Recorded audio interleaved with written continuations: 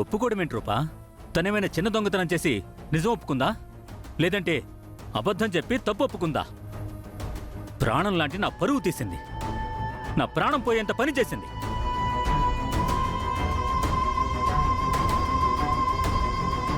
నన్ను గొప్ప లీడర్ అనుకొని నాతో పని చేయాలనుకునే నా ఎమ్మెల్యేల ముందు పరువు తీసింది. తల్లి లాంటి పార్టీకి చెడ్డ పేరు తీసుకొచ్చిన దుర్మార్గుళ్లాగా నన్ను క్రియేట్ చేసింది. సీఎం పదవికి రాజీనామా చేసేలా చేసింది. ఇంత జరిగాక తను తప్పు ఒప్పుకుంటే ఏం లాభం? రాధికని ఊరికే వదిలిపెట్టను, కాల్చి పడేస్తాను, చంపేస్తాను.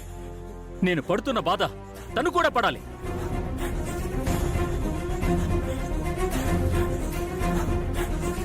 పెద్దయ్య, జరిగిందేదో జరిగిపోయింది. రాధిక అడిగినంత డబ్బిస్తే ఎక్కడికి రమ్మంటే అక్కడికొచ్చి నిజం చెప్తానని ఒప్పుకుంది. అవును నాన్న, మాకు మీకన్నా డబ్బు ముఖ్యం కాదని మేం కూడా సరే అన్నాం. అంటే రాధిక అడిగిన డబ్బిచ్చి నన్ను బయటికి తీసుకెళ్తారా? నాన్న, అసలు రాధిక ఈ పని చేయడానికి ఇంకో రీజన్ ఉంది నాన్న. ఏంటది? రాధిక హస్బెండ్ లంచం తీసుకున్నాడని మీరు సస్పెండ్ చేశారంట. ఆ బాధతో రాధిక భర్త సూసైడ్ చేసుకుని చనిపోయాడంట.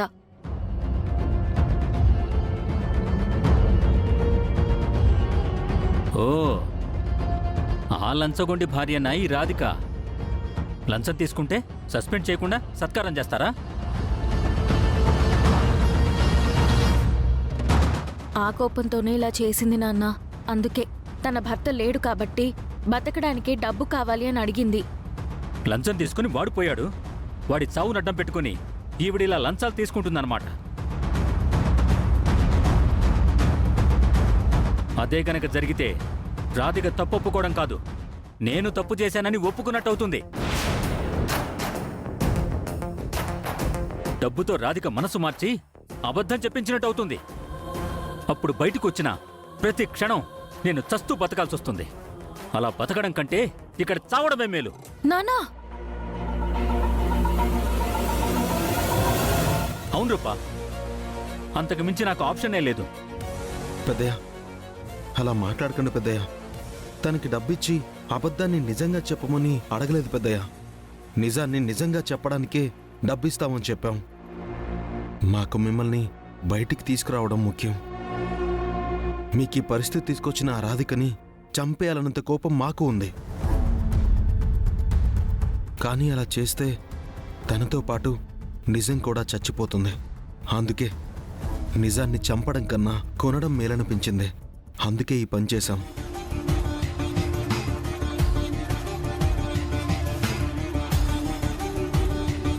అవును నాన్నా, రేపు రాధిక కోర్టులో నిజం చెప్తుంది. మకుటం లేని మహారాజులాగా మీరు బయటికొస్తారు.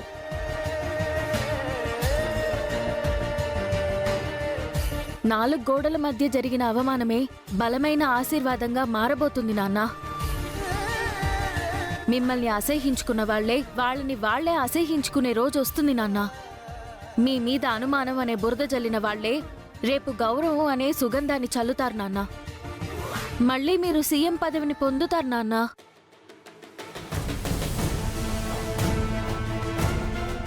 ఇవన్నీ జరిగినా జరగకపోయినా మీరు ఏ తప్పు చేయలేదని నిరూపించబడుతుంది. మాకది చాలు నాన్న.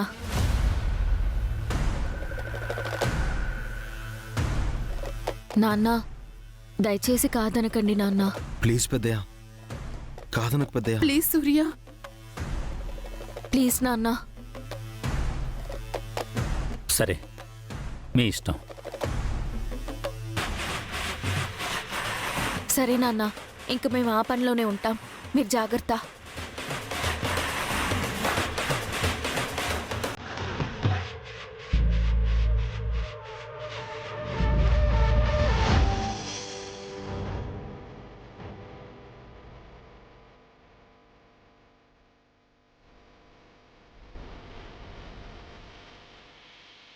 అమ్మా, నాన్న మాటలేం పట్టించుకోకమ్మా. ఏదో బాధగా అలా అనేశారు.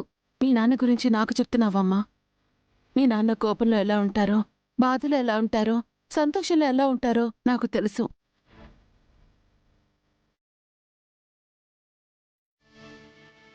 సూర్యకి జరిగిన అవమానం అంత ఈజీగా మర్చిపోయేది కాదు. దాన్నే తలుచుకుంటూ కుమిలిపోతూ ఉంటాడు. కనీసం నన్ను చూస్తే అయినా ఆయన మనసు దారి మళ్ళుతుంది. సూర్యకి జరిగిన అవమానం ప్లేస్లో నా మీద కోపం పుట్టుకొస్తుంది. అలా అయినా తన బాధని కొంచెమైనా తగ్గించిందాన్ని అవుతాననొచ్చాను. సూర్య నన్ను తిడుతున్నప్పుడు అందరికీ తిట్టినట్టే అనిపించినా నాకు మాత్రం నాతో మాట్లాడుతున్నట్టే అనిపిస్తుంది.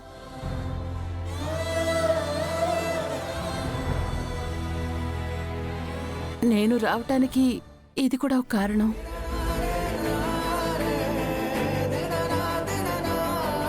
సరే అమ్మా, ఇంటి దగ్గర కంగారు పడుతూ ఉంటారు. ఆ రాధికకి కూడా ఎప్పటికప్పుడు టచ్లో ఉండండి. మళ్ళీ తను మనసు మార్చుకుంటే కష్టం అవుతుంది. సరే అమ్మా.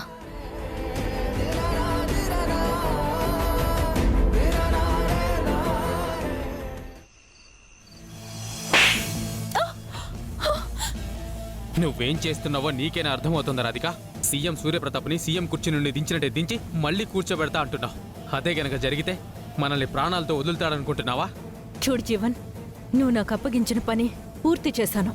అందరి ముందు సూర్యప్రతాప్ పరువు తీయమన్నావు, తీశాను. సూర్యప్రతాప్ని సీఎం కుర్చీ నుండి రోడ్డు మీదకి ఈడ్చమన్నావు, ఈడ్చాను. సరిపోయింది కదా జీవన్? ఇప్పుడు నీ ప్రాబ్లం ఏంటి?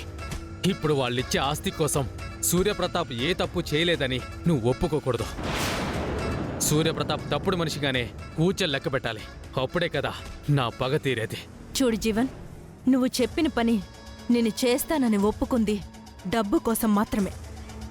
అంతకు మించి ఆ సూర్యప్రతాప్ ఫ్యామిలీ మీద నాకెలాంటి పగలు ప్రతీకారాలు లేవు. ఇప్పుడు కూడా నేను వాళ్ళు చెప్తుంది వింటుంది కూడా డబ్బు కోసం మాత్రమే. నువ్వు చెప్పినట్టు వింటే నాకు నువ్విచ్చేది 1 కోటి లేదా 2 కోట్లు. అదే నేను వాళ్ళు చెప్పినట్టు వింటే వాళ్ళు నాకిచ్చేది 100 కోట్లు. కావాలంటే నేనే నీకు 2 కోట్లు ఇస్తాను, నన్ను వదిలేసి. హేయ్, నన్ను చూస్తుంటే డబ్బు కమ్ముడిపోయే బచ్చా అనుకుంటున్నావా రాధిక? నేననుకున్నది సాధించడానికి నేనెంత దూరమైనా వెళ్తానని నీకు కూడా తెలుసు కదా రాధిక. నువ్వే లేకపోతే సూర్యప్రతాప్ని బయటికి తీసుకొచ్చే దిక్కెవరు రాధిక? ఎవరి వల్ల కాదు. చంపేనా? నిన్ను చంపేనా? చంపేనా? చంపేనా?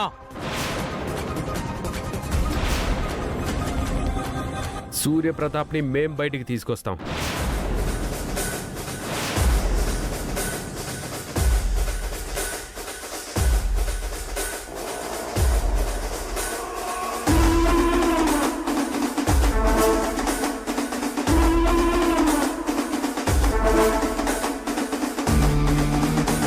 ఏంటి, ఇంతకాలం సూర్యప్రతాప్ నాశనం కోరిన మీరు కూడా యూటర్న్ తీసుకున్నారా? నాతో కలిసి సూర్యప్రతాప్ని లేపేయడానికి ప్రయత్నించిన మీరు సూర్యప్రతాప్ని కాపాడడానికి రెడీ అయిపోయారా? అసలు ఏమైంది మీకు? మీకు నేనేం తక్కువ చేశాను? చెప్పాను కదా జీవన్, డబ్బు అని. రాధిక, ఆ డబ్బు కావాలంటే మనం కూడా సంపాదించొచ్చు. నా మాట విను. నేను ఆల్రెడీ మాటిచ్చేశాను జీవన్. నీ కొడుకు నా దగ్గరున్నాడన్న విషయం మర్చిపోవద్దు రాధిక. రాధిక కొడుకు మా దగ్గర ఉన్నాడు జీవన్.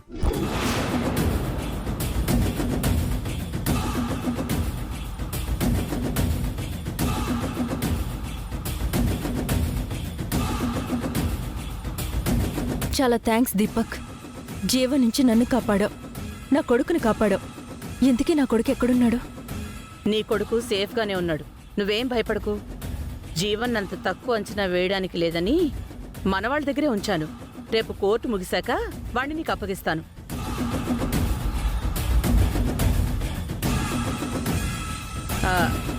ఇంతకీ మేము అడిగిన వాటా ఇస్తున్నావు కదా రాధిక? తొక్కిస్తాను. నా బిడ్డని తీసుకుని జంప్ అవుతాను. నాకు ఈ ఐడియా ఇచ్చిందే మీరు. అలాంటిది నేను మీకు అన్యాయం చేస్తానా చెప్పండి? నేను అడిగిన ఆస్తి నా చేతికి రాగానే మీకివ్వాల్సిన వాటా మీకిచ్చేస్తాను.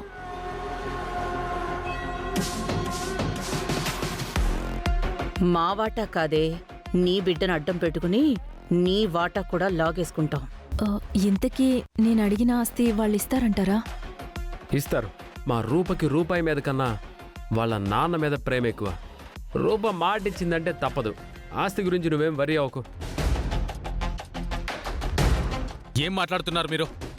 ఇంతకాలం మీకోసం నేను చాలా చేశాను, అవన్నీ మర్చిపోకండి. ఆ? మా కోసం నువ్వేం చేసావు జీవన్? మా తమ్ముణ్ణి ఎలక్షన్లో ఓడించమన్నాను, నువ్వు చేయలేకపోయావు. బాంబు పెట్టి లేపేమన్నాను, అది కూడా నువ్వు చేయలేకపోయావు. నీ వల్ల మాకు ఒక్క రూపాయి కూడా ఉపయోగం లేకుండా పోయింది. అదే రాధిక వైపు నించుంటే కనీసం కొన్ని కోట్లు విలువ చేసే ఆస్తైనా దక్కుతుంది. పదరా, రా రాధిక. పద. హేయ్, నన్నే మోసం చేస్తారా? మీ అంతు చూస్తాను.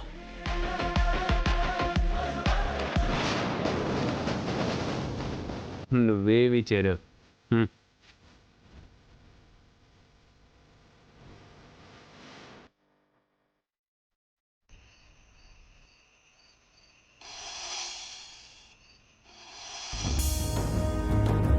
బావగారు ఏ తప్పు చేయలేదనే నిజం చెప్పడానికి ఆ రాధిక ఒప్పుకుంది కదమ్మా.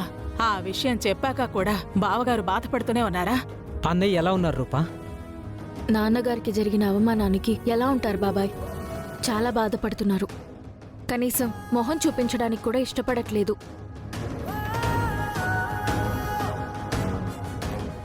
సూర్య గురించి మీకు తెలియంది కాదు. పరువంటే ప్రాణంలా చూస్తారాయన. అలాంటిది తన కింద పనిచేసే ఎమ్మెల్యేలు, ఎంపీలు, పోలీసులు మీడియా ముందు ఆయన్ని అనరాని మాటలు అంటుంటే ఆయన చేయని తప్పుకి తలదించుకున్నారు.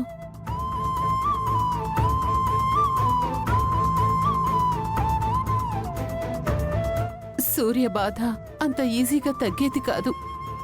పెద్దయ్య గారికి పరిస్థితి తీసుకొచ్చిన ఏ ఒక్కరిని వదిలిపెట్టను.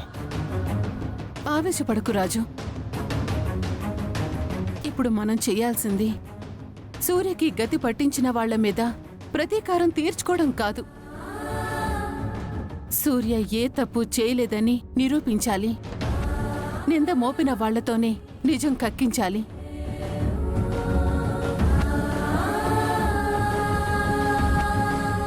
ఈ గొడవలో అత్తయ్య దీపక్ బాబుల హస్తం కూడా ఉంది అమ్మగారు. తెలుసు మందారం. ముందు సూర్య బయటికి రాని, ఆ తర్వాత అందరి లెక్కలు తెలుస్తాను. బాబాయ్, ఆ రూపా, మీకు చెప్పిన ల్యాండ్ డాక్యుమెంట్ పేపర్స్ రెడీ చేశారా? రెడీ చేశానమ్మా. ఇదిగో.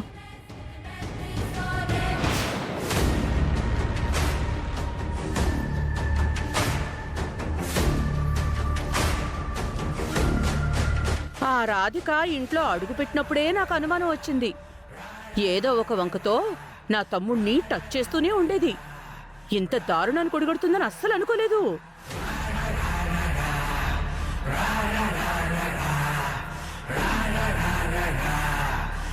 అంతేకాదు మమ్మీ, ఇంట్లో ఇంకెవరూ దొరకనట్టు మనిద్దరితో మాటలు కలిపేది. మంచిగా ఉన్నట్టు నాటకవాడింది. ఆ రాధిక మాయలో నుంచి బయటపడేలోపే అంతా అయిపోయింది మమ్మీ.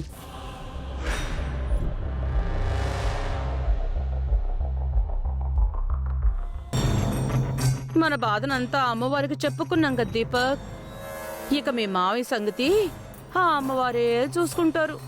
మీ మావయ్యని నిర్దోషిగా బయటికి వచ్చేలా ఆ అమ్మవారే చూసుకుంటారు.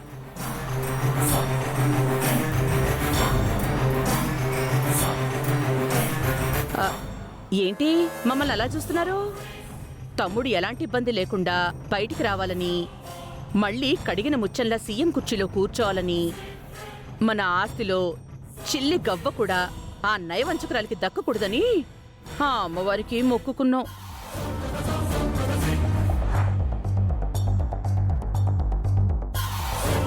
అమ్మా రూపా, ఇదిగో మా ల్యాండ్ డాక్యుమెంట్స్.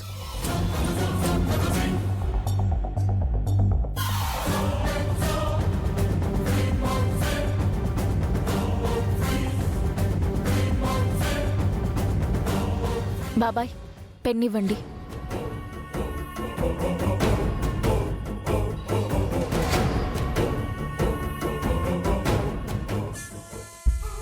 జై దీపక్. రాధికకి దక్కే కోట్ల ఆస్తిలో మనకు కూడా వాటా ఉంది. కాబట్టి రేపటి నుంచి మనం కూడా కోటీశ్వర్లమే. రేపటి నుంచి మనం కూడా ఎవ్వరి మీద ఆధారపడి బతకం. అవును మమ్మీ.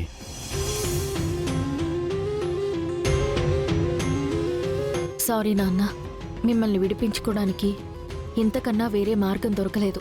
మా అందరికీ ఈ ఆస్తి కన్నా మీరే ముఖ్యం. అందుకే సంతకం పెడుతున్నాను. హా, అమ్మా రూపా, ఏం చేస్తున్నావమ్మా? ఆ రాధిక అడిగినట్టు ఆస్తి రాసిస్తే నా తమ్ముడు తప్పు చేసినట్టు ఒప్పుకున్న వాళ్ళం అవుతాం. నువ్వు సంతకం పెట్టొద్దమ్మా. అవును రూపా, ఈ ఆస్తి అంతా మావయ్య తన కష్టంతో సంపాదించుకున్నది. ఆయన అనుమతి లేకుండా నువ్వు సంతకం పెట్టొద్దు.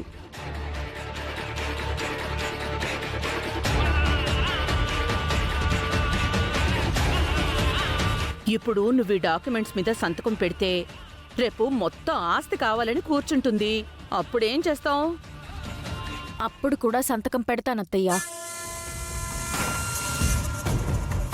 హీరోని జీరోగా మార్చే బలం దుర్మార్గులకుంటే, జీరో హీరోగా మారే బలం వీరులకుంటుంది. మా నాన్న జీరో అయిపోయినా హీరోగా ఎదిగే వీరుడు.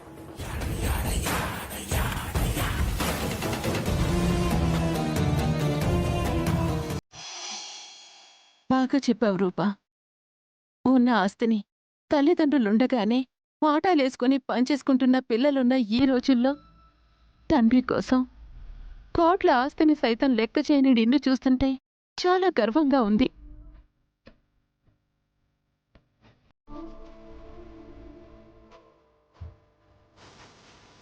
నీలాంటి బిడ్డని కన్నందుకు తల్లిగా కూడా గర్వపడుతున్నాను. నువ్వు సంతకం పెట్టమ్మా. అమ్మ రూపా, ఇంకొక్కసారి ఆలోచించు రూపా. నువ్వు సంతకం పెట్టమ్మా. నువ్వు సంతకాలు పెట్టు రూపా.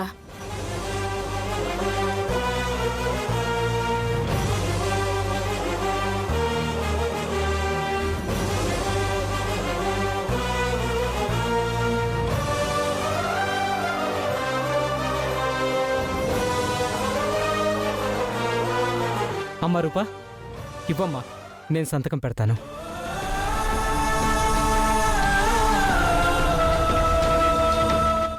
తమ్ముడు, నువ్వైనా నా మాట ఆలకించు తమ్ముడు. నీకు ఒక ఫ్యామిలీ ఉంది, భార్య, కూతురు. అక్క, మీరు చెప్తున్న ఫ్యామిలీ ఇంతకాలం రాజయోగం అనుభవించిందంటే అది కేవలం మా అన్నయ్య వల్లే.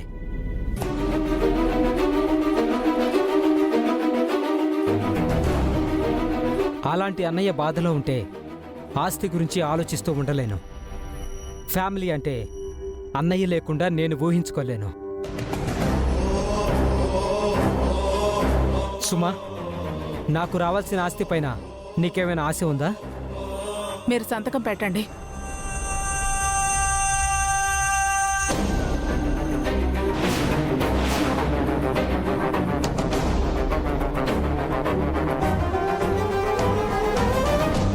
రూపా, ఇదిగోమ్మా.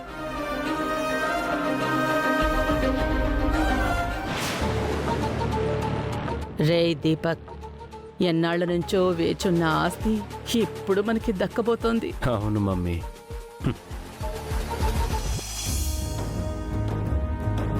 అమ్మాయి గారు, పెద్దయ్య గారితో కూడా సంతకం చేయించాలి కదా. కోర్టుకొస్తాడు కదా రాజు, అక్కడ పెట్టిద్దాం. ఆ రాధిక మాట తప్పకుండా చూసుకుంటే చాలు. నేను చూసుకుంటాను అమ్మగారు. ఆ రాధిక డాక్యుమెంట్స్ తీసుకుని కూడా మాట తప్పొచ్చు. కోర్టులో నిజం ఒప్పుకుంటేనే ఈ డాక్యుమెంట్స్ ఇద్దాం. ఇంత ఆస్తి రాసిచ్చిన తర్వాత మాటలా తప్పుతుంది రాజు.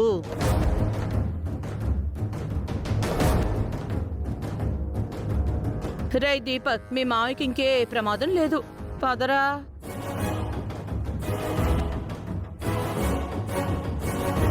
సరే అమ్మా, నేను ఇంటికి వెళ్తాను. రేపు కోర్టులో కలుస్తాను. పదండి. పదండి వదినా, డ్రాప్ చేస్తాను. రండి.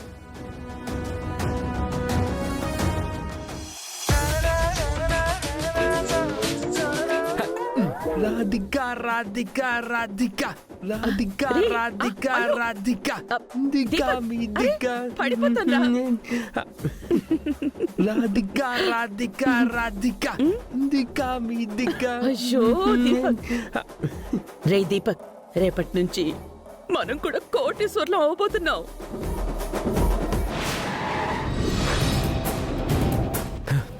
అవును మమ్మీ, ఈ ఆనందంతో నాకు నిద్ర పట్టేలా లేదు మమ్మీ.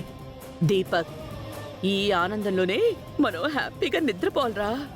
మన జీవితంలో తీరని కలలు ఏమైనా ఉన్నాయో అన్ని కలలు కనేయాలి. వాటన్నింటినీ రేపటి నుంచి సాకారం చేసుకుంటూ పోవాలి. అలాగే మమ్మీ. మీరు క్షమించరాని తప్పులు చేసినా క్షమించి ఇంట్లో ఉండనిచ్చారన్న కృతజ్ఞత లేకుండా, పెద్దయ్య గారి కష్టంలో ఉంటే కనీసం కనికరం లేకుండా ఆ రాధికతో చేతులు కలిపి పెద్దయ్య గారి ఆస్తినే కొట్టేస్తున్నారు. మీలాంటి వాళ్ళని ఏం చేసినా తప్పులేదు. మీలాంటి వాళ్ళకి ఆ దేవుడు ఏ శిక్ష వేస్తాడో తెలీదు కానీ నా వంతుగా నేను ఏదో ఒక శిక్ష వెయ్యాలి. మమ్మీ, ఈ హ్యాపీ మూమెంట్స్ ని ఎంజాయ్ చేయండి మమ్మీ.